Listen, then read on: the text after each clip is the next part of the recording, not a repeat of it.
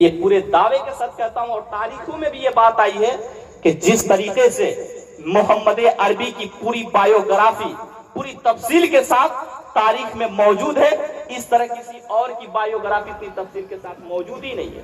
تنہا محمد رسول اللہ کی وہ ذات ہے جن کی بایوگرافی گود میں تشریف لائے اور تاریخ نے ان کا پیچھا کرنا شروع کر دیا۔ اعلان نبوت تو 40 سال بعد ہو رہا ہے نا، لیکن 40 سالہ زندگی وقت بہ وقت لمحہ بہ لمحہ ایک ایک منٹ تاریخ کے دامن میں محفوظ ہے۔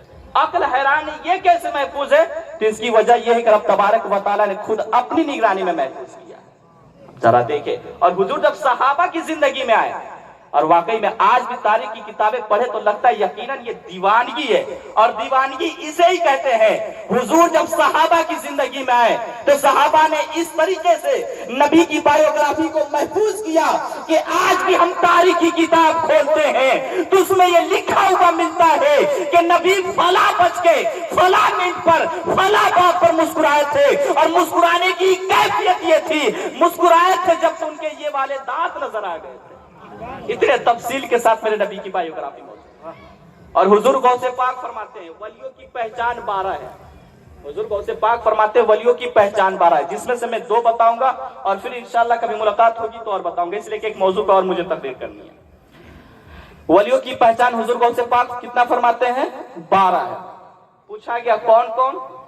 تو کہتے ہیں 2 اللہ والی، 2 رسول اللہ والی، 2 حضرت صدیق اکبر والی، 2 عمر والی، 2 عثمان غنی والی، اور 2 حضرت علی والی۔ اس طرح بتائیں کہ ولیوں کی پہچان کتنی ہے؟ 12، 2 کر کے 6 لوگوں کا نام بتائیں، اور 6 سے کر لیں تو 6 دونا 12۔ حضور غوث پاک فرماتے ہیں اللہ تبارک و تعالی ستار ہے۔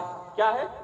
اللہ تبارک و تعالی ستار ہے، تو اللہ اپنا دوست اسی کو بنائے گا، اپنا اہل اسی کو بنائے گا جو رب تبارک و تعالیٰ اپنے بندوں کے ہزار عیب کو جانتے ہوئے بھی اس کے عیب کو اجاگر نہیں کرتا ہے، بلکہ اپنے مظہر صفت ستاریت کے بنا پر اس کے عیبوں پر پردہ ڈال دیتا ہے۔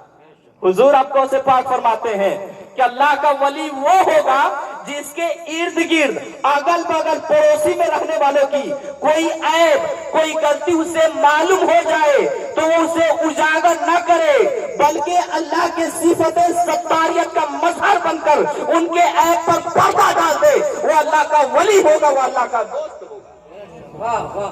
دوسرا فرماتے اللہ تبارک و تعالیٰ غفار ہے، تو اللہ بھی اپنا دوست اسی کو بنائے گا جو اللہ کے صفت غفاریت کا مظہر ہو۔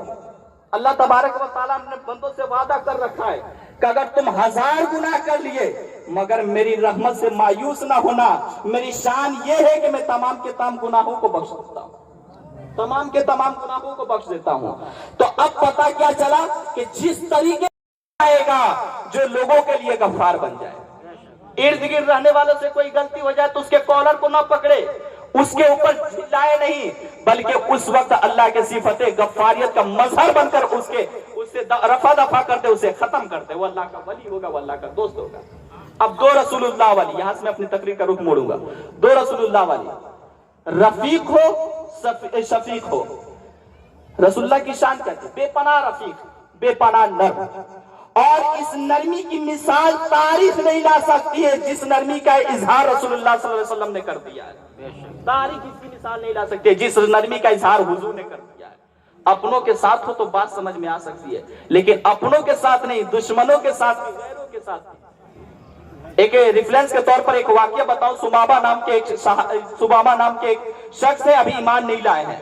وہ ان کی جرم یہ ہے کہ وہ دن رات حضور کو گالیاں دیا کرتے۔ وہ سمامہ کہتا ہے کہ میں نے محمد عربی سے برا شخص کسی کو نہیں دیکھا، میں نے محمد عربی سے برا شخص کسی کو نہیں دیکھا، اور میری نظروں میں مدینہ سے برا شہر کوئی نہیں ہے۔ صحابہ نے قابو پایا، اسے گرفتار کر کے مسجد نبی کے ستون سے لا کر باندھ دیا۔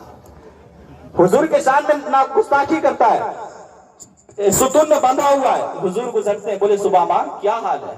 اس نے اسی تلخی کے ساتھ کہا کہ اگر میرے ساتھ نرمی کرو گے تو تمہارے ساتھ نرمی کیا جائے گا، اگر ہمارے ساتھ بدسلوکی کرو گے تو سمجھو کہ میرے پیچھے بھی لوگ ہیں۔ اس کی اس تلخی جملہ پر میرے نبی مسکرائے اور صحابہ سے خطاب کیا، صحابہ یہ ہمارا مہمان ہے، اس کی ضیافت کی جائے۔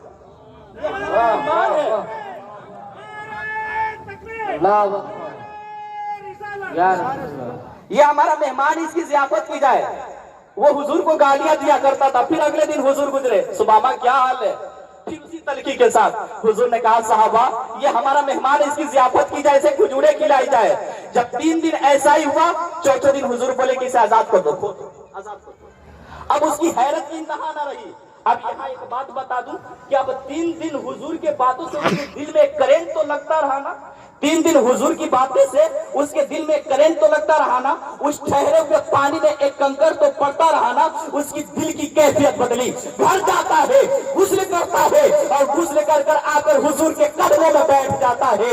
حضور کہتے سبامہ میں نے تو تمہیں آزاد کر دیا تھا, میں نے تو تمہیں چھوڑ دیا تھا, اب کیوں آئے ہو؟ تو سبامہ کہتے یا رسول اللہ اب مجھے آپ کی قدموں سے کوئی جدا نہیں کر سکتا ہے, اگر کوئی جدا کر سکتا ہے تو وہ صرف موت ہے. سے پاک فرماتے جس شخص میں نرمی نہ آئے وہ اللہ کا دوست نہیں ہو سکتا ہے. سب کچھ